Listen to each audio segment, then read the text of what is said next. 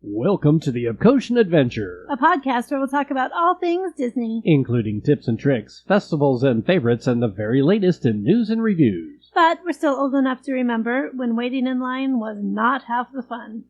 This is episode 41, 15 Things to Do in a Disney Queue. Or, if you think one of them is Bubbles, you'd be wrong. So now, please remain seated, keeping your hands, arms, feet, and legs inside the podcast as we embark on our Epcotian adventure.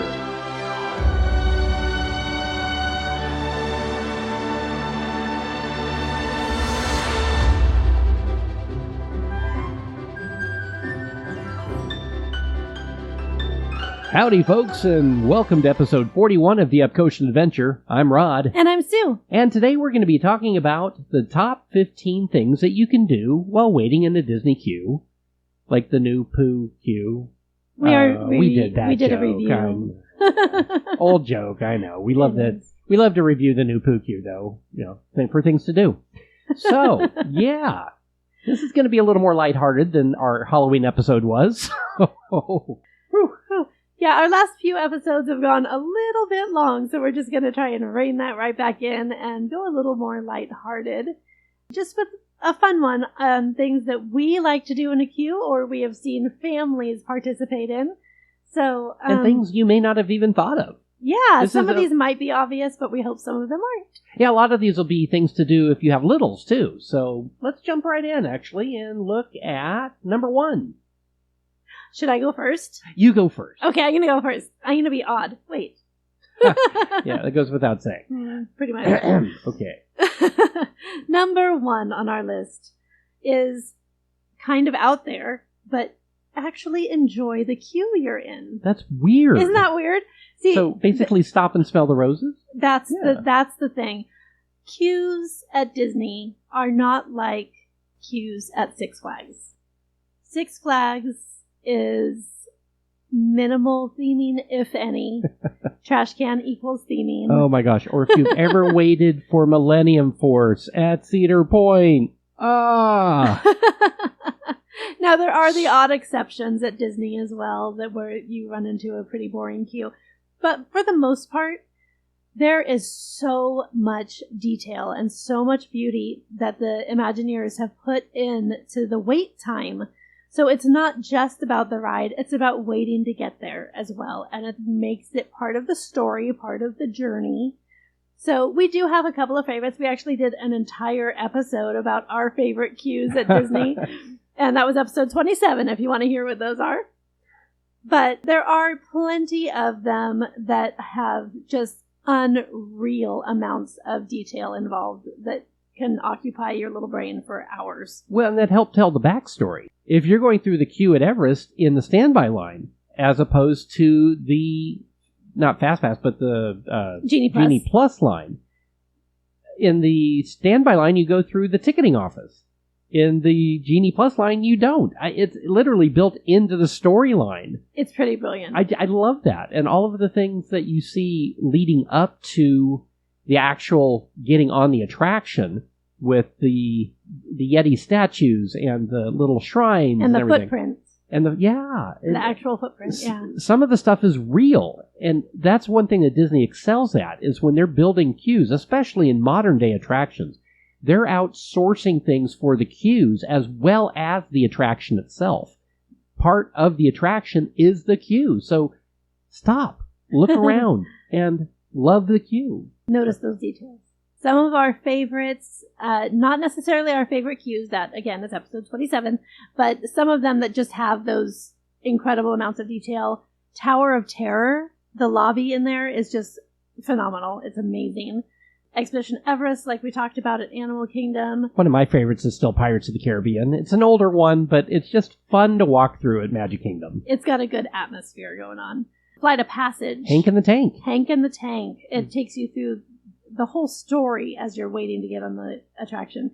Peter Pan we'll talk a lot about in this episode because it has a phenomenal queue. What they did with that queue, because talk about a boring queue at Magic Kingdom, you just wandered through one really long switchback that felt like it was the length of Fantasyland. It pretty much was. But now you go into the Darling's house, and it is amazing. And we'll talk more. We've talked about that in the past. We always mention the pan queue because it takes forever. Let's face it. You're going to be in that line for a long time, even if you have a lightning lane.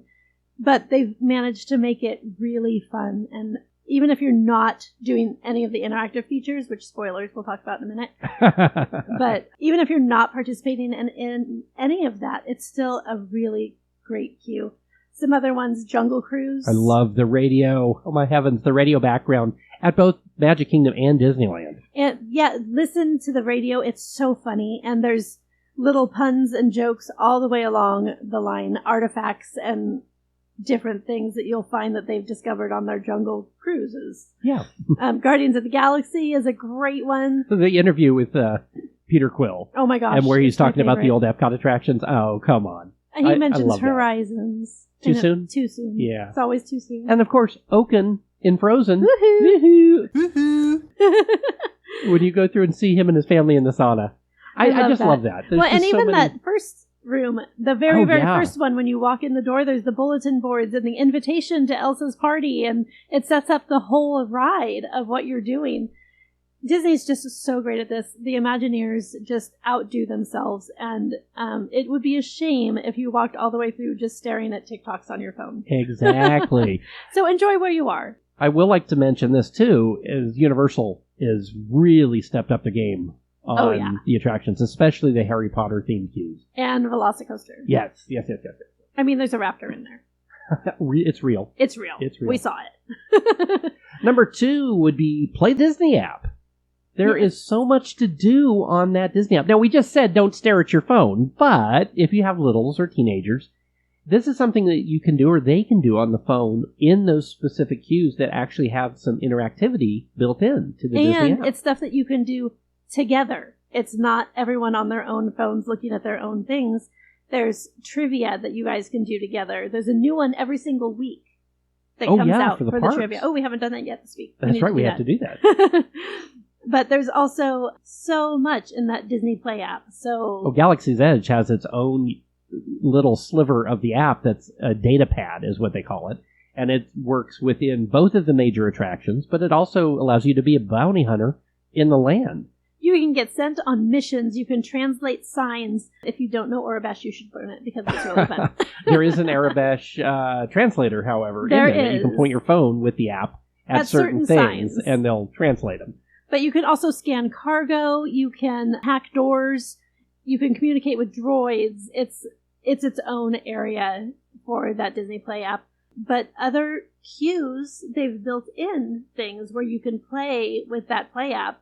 And some of those are really fun. One of those? Because we were just saying a lot about Peter Pan, but we were in the Pan queue a while back, and I was playing along, going through the queue, doing things, and it got to a point in the queue where it said, when you get to the lantern, press here. And so I got up to the lantern in the queue and pressed on it, and the lantern came alive, and Tinkerbell appeared inside. And kids in the queue were like, oh, how'd you do that? I'm like, it's Disney magic.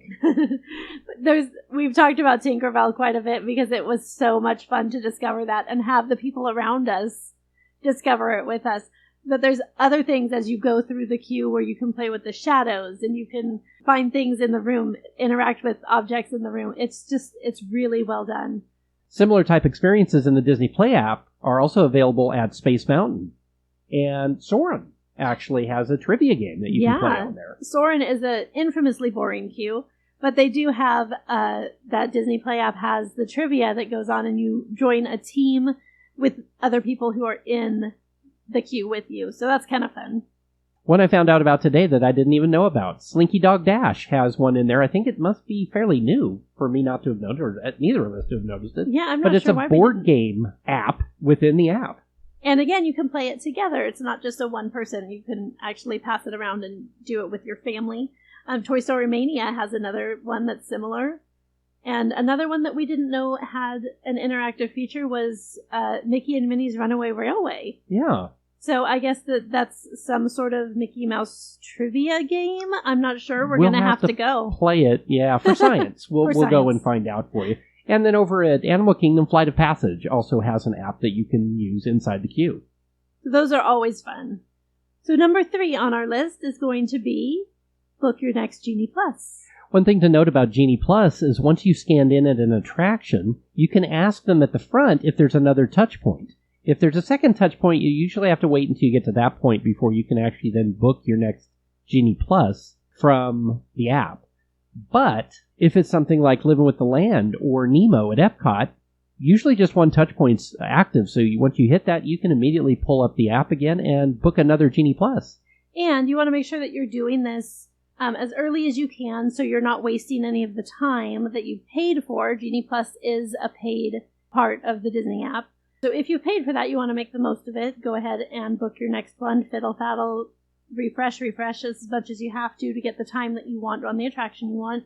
But also, you don't want to be that person who forgot to book while you were still in the queue, and then you have your phone out during the ride trying to book your next lightning lane. So you want to book that as soon as you can, and being in the queue is a great place to do that. Yeah, exactly.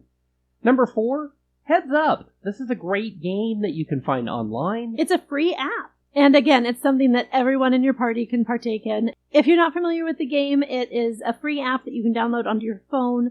You hold the phone up to your forehead. It's going to say a word based in the category that you've chosen. And the rest of your team has to give you clues to get you to say the word that is now on your forehead. Without using the word. Without using the word, of course. So it's so much fun. And there is a Disney deck that is part of the game that you can download. You can also create your own, which is so much fun. It's actually part of the app. I think you have to pay like $1.99 or something to download the Build Your Own, but it is worth it because you can make it anything you want. You can do Disney park trivia. You can do inside jokes. You can do whatever you want to do that fits your party. It's so much fun.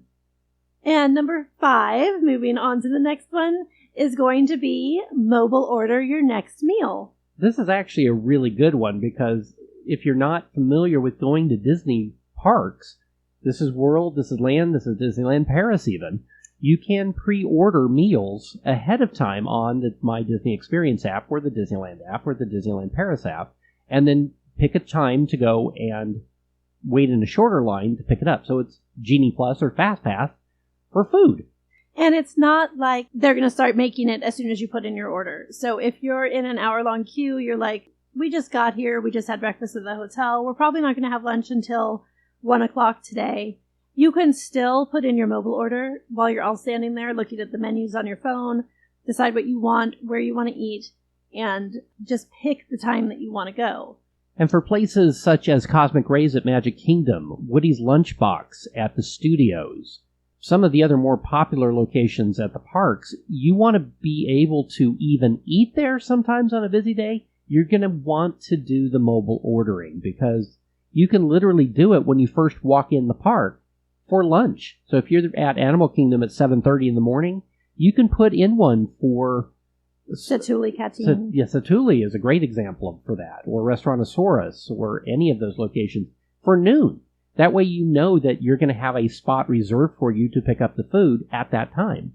Yeah, if you wait until you're on your way over to the restaurant, you may be surprised to find that the next available slot to pre-order is going to be 2 or 3 o'clock. That's not going to make kids happy. So there are places where you can just walk up. Sunshine Seasons at Epcot is great for that.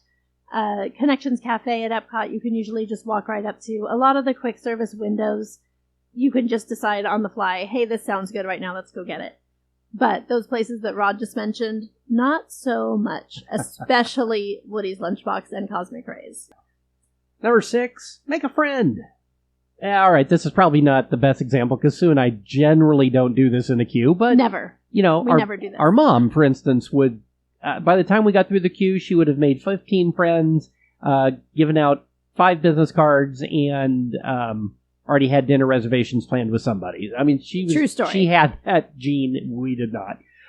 But get to know the people behind you. I mean, don't eavesdrop, but sometimes you can kind of see somebody's hat and see where they're from and go, hey, I've been there, or something. Just be friendly to the people around you and strike up a conversation. If they seem receptive to that. Some people aren't, True. So like read the room. Read the room, exactly. But another way to do that is compliment a stranger. This is something I'm trying to get better at, is when you see someone and you're like, oh my gosh, I love her shirt. Like, say something. People love to hear that kind of thing. And then suddenly you have something in common with this person. Especially if they're other Disney adults. Yes. And you can usually tell how they're dressed. That is true. If they're no kids, they're dressed like us. And you're complimenting their ears. So again, that's not really something that we do, but we've seen it done and it can be successful. Yes. Number 7. This is sort of a basic one, but play 20 questions. This is great with littles. It's great with other adults. It's just one of those things, come up with something Disney in the parks and play 20 questions. Yeah, it can be a Disney character, a Disney movie, a Disney song, and just get your party to guess it in 20 questions or less. And the more obscure, the better on these. But again, know your party. Number 8. ESPN 8, The Ocho. Is something very similar as far as a game. Play the alphabet game or I Spy. A lot of these are going to be ones where you played as a kid in the car headed to Disney World. It works for that too. But they're fun to do with littles in the queue. Now, I had read a different version. When we grew up playing the alphabet game, you had to find the letters of the alphabet on signs or people's shirts or something. You had to find each letter. Now, I read about a version of the alphabet game where you come up with, say, we'll keep it Disney. So you come up with a Disney character, and I would say Ariel. And then the next person would have to start their character with the letter L because Ariel ends in L. And then you just keep going on person to person to person until someone can come up with one. So that's another version of the alphabet game that I was not familiar with. Number 9, it's me again. I'm still odd.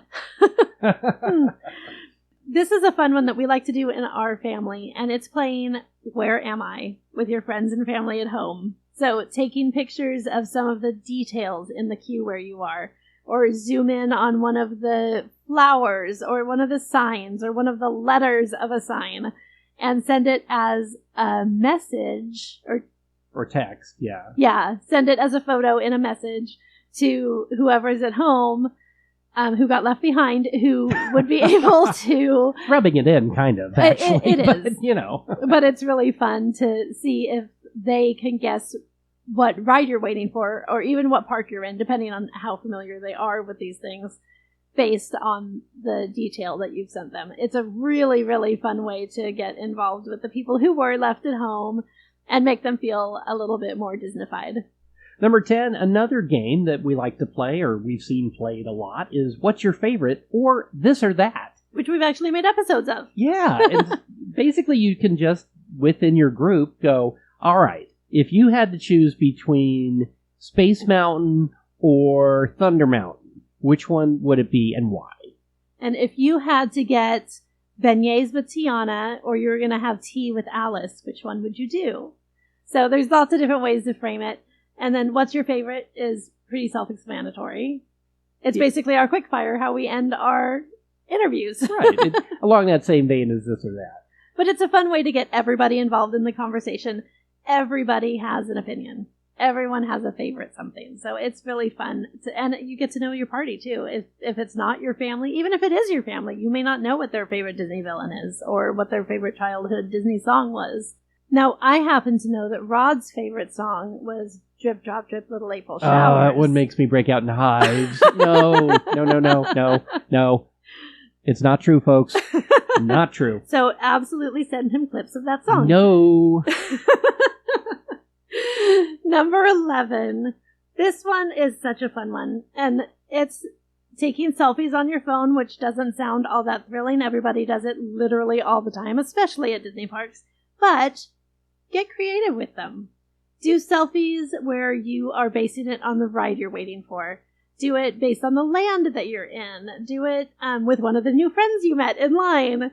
Yeah, have a tea party while waiting for the teacups. Yeah, I mean, just get super creative. You could even send them to those people back home and see if they can guess based on what you're doing in the selfie, if they can guess what ride you're waiting for, or what character you're being. Yeah, it's Small World. Have everybody point to their watch and look at the clock and like, hey, it's not right. Hey, look at the time. There's a lot of fun ones you can do there. Number 12, enjoy a snack. Now, this one again seems a little like, Of course, but a lot of people don't realize that they can bring food into Magic Kingdom, Epcot, Studios, Animal Kingdom. It is allowed.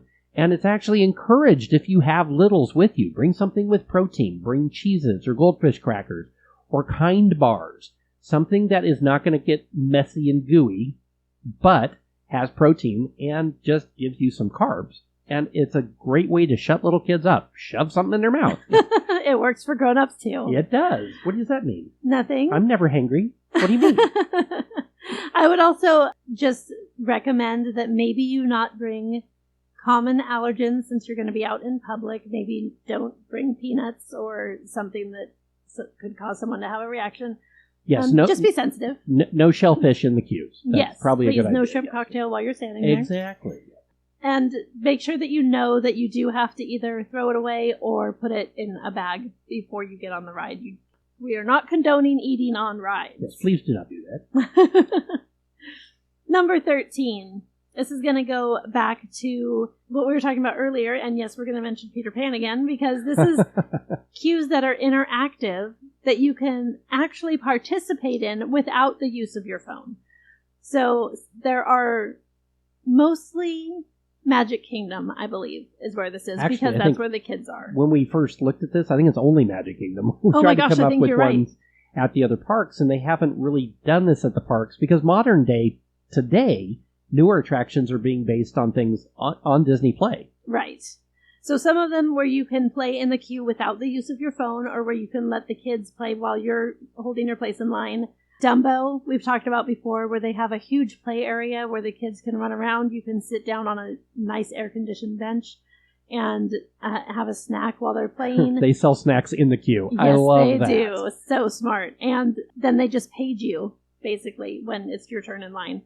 Winnie the Pooh, similar. There's a whole play area for the kids. It's interactive all the way through that queue. Seven Dwarfs Mine Train has things that you can spin and move and touch and play with. So that's there too. Little Mermaid. We mentioned this in our favorite queues where there's video screens as you go through, kind of set back like they look like they're in the distance and have little crabs that are picking up things and are looking at you like, hey, should I keep this or throw it away? And it explains to you on a little sign at the very beginning what to do with those. And it's fun. You can just play as you're going along if there's a queue. That one sometimes doesn't have a long enough line to play, but it's a really fun one. Haunted Mansion, we've talked about this one a few times. This is one of those, if you know, we don't, because it's a murder mystery. Tell us. Yeah, it's a murder mystery of some sort. And a lot of times it's bypassing those thematic elements now. But they did a great job with redoing that queue with some interactive elements. Peter Pan, again, we're going to throw him in here because even if you're not playing with the app on your phone, there are things to do. You can still play with the shadows. You can still discover things.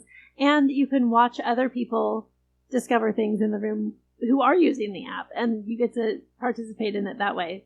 And then a few years ago, Big Thunder Mountain Railroad actually entered the realm of this as well by putting in some interactive elements through the queue, and it's one of those things, they're very subtle. You actually have to look at them to know that they're actually interactive. But read the signs along each of the pieces or artifacts that you come across in that queue, and you'll find that some of them are actually interactive. Number 14 is Find the Hidden Mickeys. This is one of my favorite ones. Ever since the creation of Epcot, they started putting hidden Mickeys all over the parks. And now they've gone backwards into Magic Kingdom, and there's hidden Mickeys all over the Magic Kingdom now as well. And every new attraction has a hidden Mickey or a hidden Minnie sometimes, even a hidden Steamboat Willie. There's even hidden Donalds once in a while. That's true. There's hidden everything. But hidden Mickey is the main one that you'll find, just the silhouette of the three circles. But they're everywhere. They're literally everywhere. Look above you, look under you, look in the walls, in the paint designs, in the mosaic tiles. Look everywhere and find those hidden Mickeys. It's so fun. I love it. Number 15. This is one of our favorite pastimes. We do this when we're in a queue, when we're not in a queue, when we're at brunch. Plan your next trip. Yeah, planning your next Disney World trip can really happen anywhere, but we talk about it in the queues. We do. A lot of time just staring at each other and gets really boring. Very boring. But one of the things that we love is doing those weekend trips like we've talked about in the past. And because we do such short trips, it helps to plan the next one while you're already there, because you're like, oh, this time we're doing Epcot and Magic Kingdom, but next time we're here, why don't we hit Animal Kingdom so that we can go see the safaris, because we haven't seen the Okapi in a while. Well, a lot of times we'll wander through and find things that are on our bucket list and go, oh, we need to plan that for next time. We did this at Animal Kingdom where we planned the Wild Africa trek while we were there in line for Kilimanjaro safaris, because we walked past it to get in. It's like, hey, we need to do that. And so the next trip, we planned that out. So that's one of those things as well. While you're planning your next trip, talk about those things that are on your Disney bucket list. Here's the key. Those things on your bucket list, Disney or not, they don't happen unless you plan them. They are not going to suddenly pop up in your life, and you're suddenly going to have this windfall where you can do, I mean, maybe you're going to win the lottery. I don't know. Share if you want to. But for most people, it's not going to happen unless you plan it. So start talking about those things that are on that big thing list, the big things you want to tackle. And you're not guaranteed tomorrow. Oh, I just brought everybody down. I know, but none of us are. But that's the truth. That's why we planned our trips originally to Tokyo Disneyland, to Disneyland Paris, to get our annual passes for Walt Disney World a few years ago. You're not guaranteed tomorrow.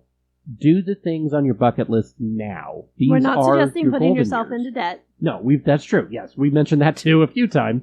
Don't mortgage your house to do those things, but budget for them, plan for them. Which is why if you talk about them now, you can start planning and saving so that a few years down the line, when you're like, why didn't we plan for this? The Disney Wish. The Disney Wish. That is on so many Disney adult bucket lists. Stop right now what you're doing. It's all right. We'll wait.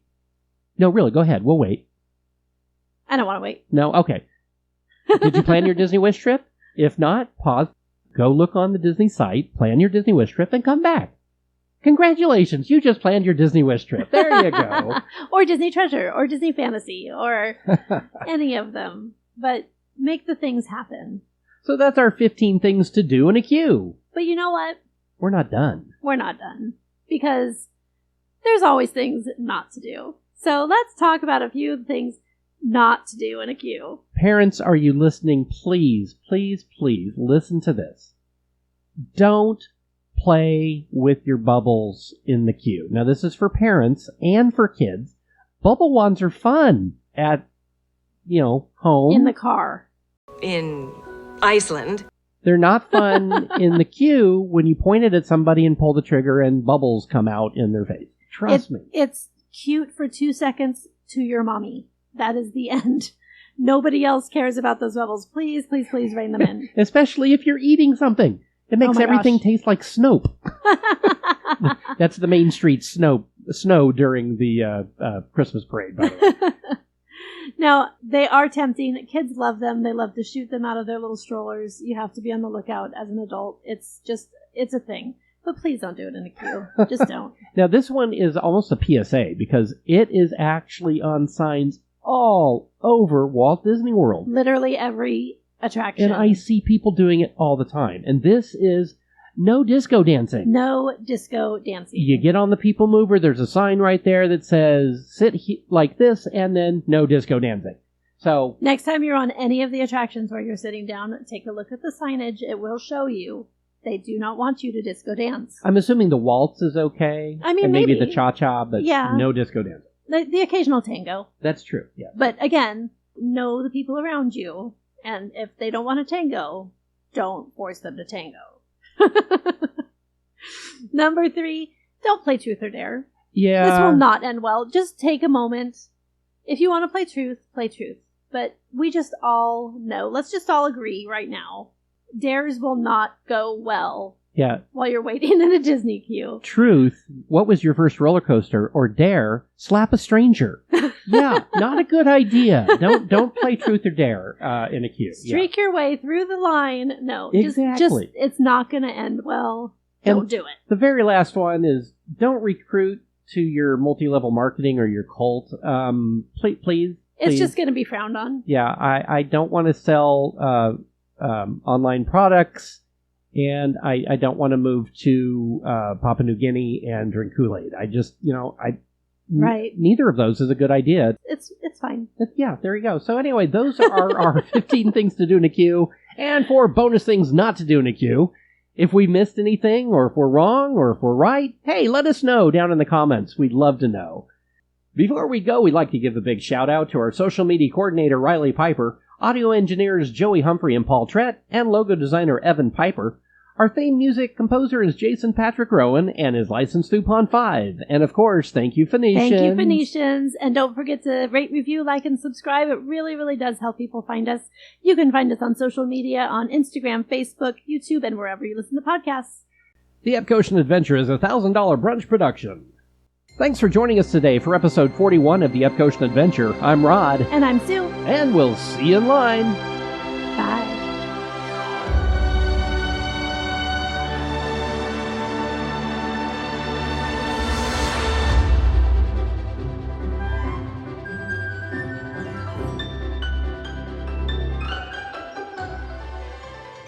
More games that, again, can be adapted to cars or airplane rides. Well, no, it's not that at all. Yeah. Never mind. Ignore that. Delete. I said actually like 4 times there. Yep. I actually said 4 times. Did you actually say it, though? I did. Actually did.